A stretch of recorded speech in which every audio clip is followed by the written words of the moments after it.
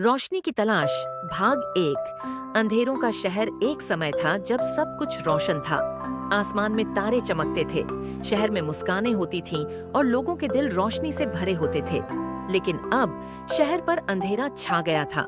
लोग बेचैन थे, दिल उदास और रास्ते सुनसान। इस शहर के एक कोने में रहता था अमान, एक 8 साल का छोटा सा बच्चा। वो सबसे अलग था, सिर्फ इसलिए नहीं कि उसकी सोच अलग थी, बल्कि इसलिए भी क्योंकि वो देख नहीं सकता था। अमान दुनिया को देख नहीं सकता था, लेकिन वो महसूस कर सकता था, हर जज्बा, हर आवाज, हर गम। उसकी माँ हमेशा कहती थी, बेटा, असली रोशनी वो होती है जो तुम्हारे दिल से निकलती है। जब तुम किसी की मदद करते हो, किसी को हंसाते हो, तभी तुम दुनिया को रोशन करते हो।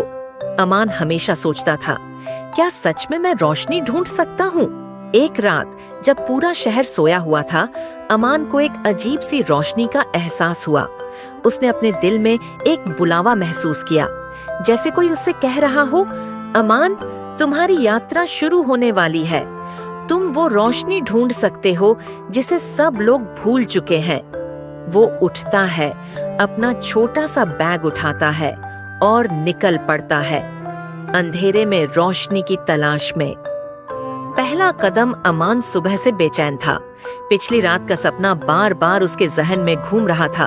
एक रोशनी जो अंधेरे में चमक रही थी और एक आवाज जो कह रही थी, उठो अमान, वक्त आ गया है तुम्हारी रोशनी ढूंढने का। उसने अपना छोटा सा बैग तैयार किया।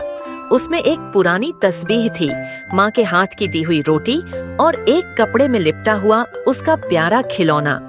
अमान धीरे धीरे माँ के कमरे की ओर गया। माँ सो रही थीं, या शायद जाग रही थीं। उनकी आंखों से बस आंसू बह रहे थे। अमान ने धीरे से उनका हाथ छुआ, जैसे कह रहा हो, मैं वापस आऊंगा अम्मा।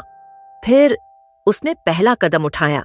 जैसे ही उसने घर का दरवाजा खोला, ठंडी हवा ने उसके चेहरे को छू लिया। शहर की गलियां सुनसान थीं, लेकिन अमान के दिल में उम्मीद थी।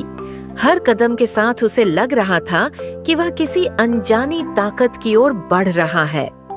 गली से गुजरते हुए अमान को एक पुरानी सी आवाज सुनाई दी, जैसे कोई कहानी सुना रहा हो। वह रुक गया, थोड़ा झुककर बोला, कौन है? क्या आप मेरी मदद कर सकते हैं?